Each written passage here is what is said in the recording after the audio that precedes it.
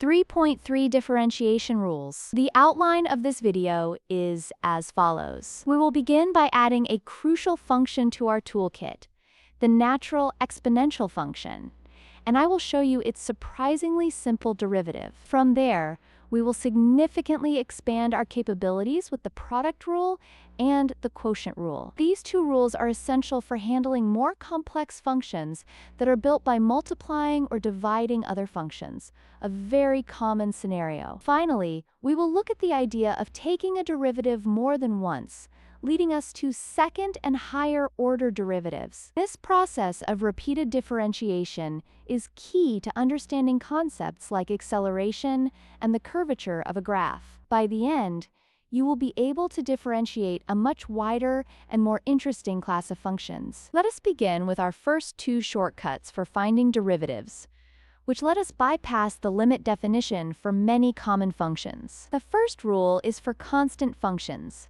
stating that the derivative of any constant value SC is simply 0. This makes intuitive sense because a function like f of x equals 7 graphs as a perfectly horizontal line, and a horizontal line has a slope of 0 everywhere. Our second fundamental tool is the power rule, which applies to any function of the form x to the power of n. To find its derivative, you bring the original exponent n down as a multiplier, and then you subtract 1 from that exponent, giving you n times x to the power of the quantity n minus 1. For instance, the derivative of x squared is 2 times x to the power of 1. This powerful rule works for any real number n, whether it is an integer, a fraction, or even a negative number. These two rules are the essential building blocks for differentiating more complex functions. Now let us see how the power rule works in practice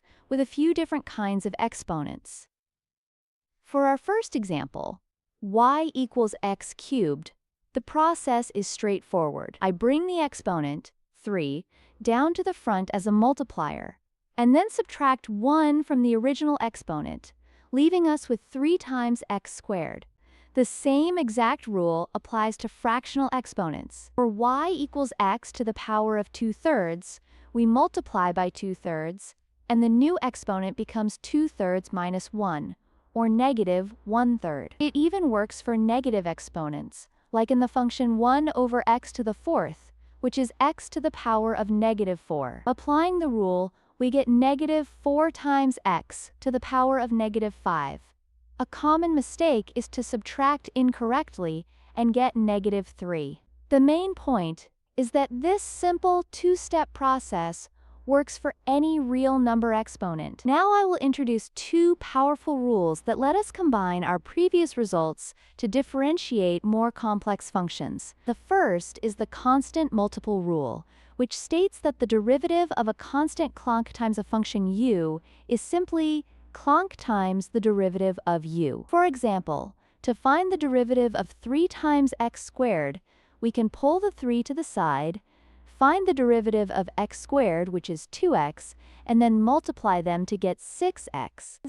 This makes sense visually, because if you stretch a curve vertically by a factor of 3, you make its slope 3 times steeper at every point. The second rule is the sum rule, which says that the derivative of a sum of two functions, like u plus v, is just the sum of their individual derivatives. A similar rule works for subtraction. Together, these rules allow us to find the derivative of any polynomial by simply differentiating it one term at a time. Now we can combine our differentiation rules to find the derivative of a more complex function like a polynomial. This is a great example of how simpler rules build up to solve bigger problems. Let us take the function y equals x cubed plus the fraction 4 over 3 times x squared minus 5x plus 1. The sum and difference rules let us break this down and find the derivative of each piece separately. Using the power rule, the derivative of x cubed is 3x squared. For the next piece, the constant multiple rule gives us 4/3 times the derivative of x squared, which is 2x. The derivative of minus 5x is just minus 5. Finally, Remember that the derivative of any constant, like the number 1, is 0. Putting it all together, the derivative is 3x squared plus the fraction 8 over 3 times x minus 5. This shows that we can differentiate any polynomials simply by handling it one term at a time. Now we can apply our differentiation rules to solve a common geometric problem, finding where a curve has horizontal tangents. A horizontal tangent line has a slope of 0, so our goal is to find the points where the derivative of the function, which represents its slope, is equal to 0. For the function y equals x to the fourth minus 2, x squared plus 2, we first calculate its derivative using the power and sum rules. This gives us y dx equals 4x cubed minus 4x. To find where the slope is 0, we set this derivative equal to 0 and solve for x. Factoring the expression gives us 4x times the quantity x squared minus 1 equals 0.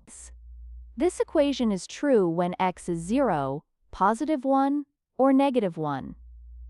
Therefore, this specific curve has horizontal tangents at precisely these three x values.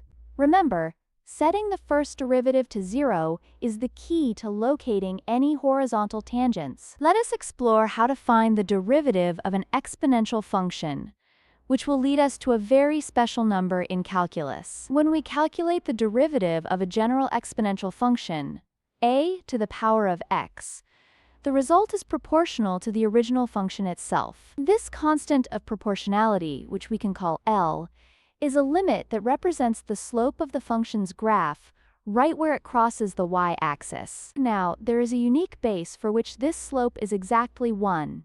We call this special base e, which is an irrational number approximately equal to 2.718. For this base, the graph of e to the x has a tangent line with a slope of exactly 1 at x equals 0. Because this constant L is 1, the derivative of e to the power of x is simply e to the power of x.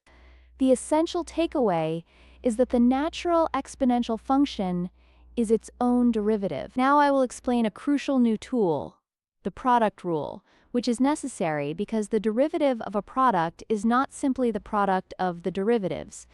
This is a very common mistake, so let us see why it is wrong. For example, the derivative of x squared, which is x times x, is 2x.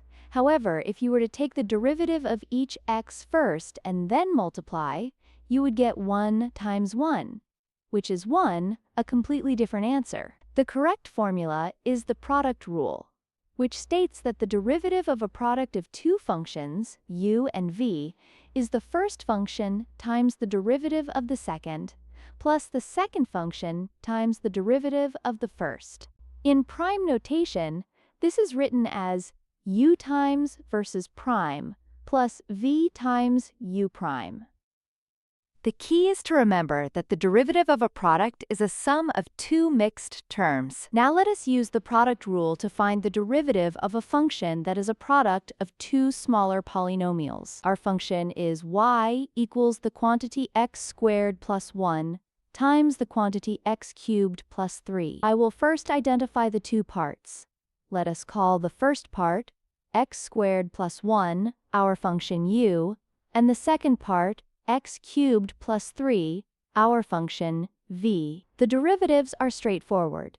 U prime is 2x and v prime is 3x squared. Now I will substitute these four components into the product rule formula, which is u times versus prime plus v times u prime. This gives us the quantity x squared plus 1 times 3x squared plus the quantity x cubed plus 3 times 2x. After distributing and combining like terms, our final derivative is 5x to the power of 4 plus 3x squared plus 6x. For this example, you could also multiply the original expression first and then differentiate, which provides a great way to verify the result. The product rule provides a reliable method for differentiating any product of functions. Now that we have a rule for products, we need a corresponding rule for finding the derivative of a quotient, which is just one function divided by another. The quotient rule gives us a precise formula for this calculation.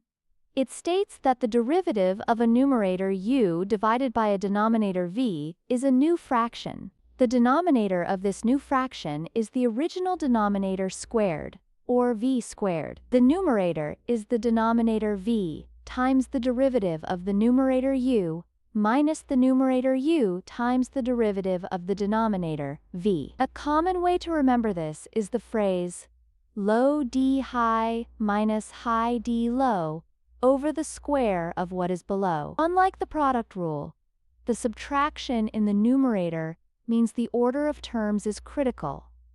To find the derivative of any fraction, you must apply this specific formula. Now let us apply the quotient rule to find the derivative of a rational function. To differentiate the fraction t squared minus 1 over t cubed plus 1, I will first identify the numerator function, u, and the denominator function, v. Here, u is t squared minus 1, and v is t cubed plus 1. The next step is to find their individual derivatives using the power rule, which gives us a derivative of u equal to 2t's, and a derivative of v equal to 3t squared. With these four pieces, I can now substitute them into the quotient rule formula. V times the derivative of u minus u times the derivative of v, all over v squared. After carefully substituting and simplifying the algebra in the numerator, we find the final derivative. A common pitfall is mixing up the order of subtraction in the numerator, so always double-check your setup. The process is a straightforward application of the rule. Identify the parts, differentiate them, then substitute and simplify. Now we will explore what happens when we take the derivative of a derivative, which gives us deeper insight into a function's behavior. Because the first derivative of a function, which we call phi prime, is also a function, we can differentiate it again. The result is what we call the second derivative, or f double prime. While the first derivative gives us the slope of the tangent line, the second derivative tells us how that slope is changing, which reveals whether the graph is bending upwards or downwards. You can see several common notations here, from the prime notation like y double prime to Leibniz notation like d squared y over dx squared. We can repeat this process to find third, fourth, or even nth order derivatives, as long as the function is differentiable. The key takeaway is that higher order derivatives are simply the result of repeatedly applying the process of differentiation. Let us make the idea of higher order derivatives concrete by repeatedly differentiating a polynomial. We will start with the function y equals x cubed minus 3 x squared plus 2. Applying the power rule to each term gives us the first derivative, y prime, which is 3x squared minus 6x. To find the second derivative, we simply differentiate that result. The derivative of 3x squared minus 6x is 6x minus 6, which we call y double prime. Continuing this process, we take the derivative of 6x minus 6 to find the third derivative, which is just the constant 6. And finally, taking the derivative of a constant always gives us 0, so the fourth derivative is 0. For any polynomial, if you keep taking derivatives, you will eventually get a result of 0. Let us now consolidate the fundamental differentiation rules we have covered into a single, powerful toolkit for finding derivatives. The first four rules, which are the constant, power, constant multiple, and sum or difference rules, provide the foundation for differentiating any polynomial function term by term. For functions that are multiplied or divided, we must use the product and quotient rules. The product rule is the sum u prime times v plus u times versus prime,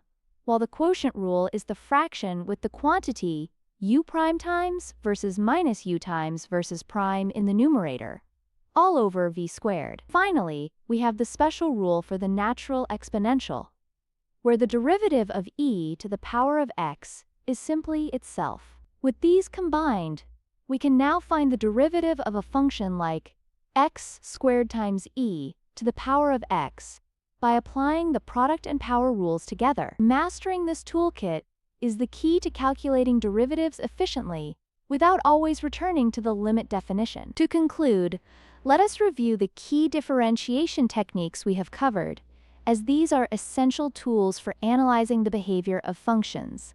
The first question provides an opportunity to practice the product rule on a function formed by multiplying two simpler functions, which are x squared and cosine of x. Remember to follow the specific pattern for that rule.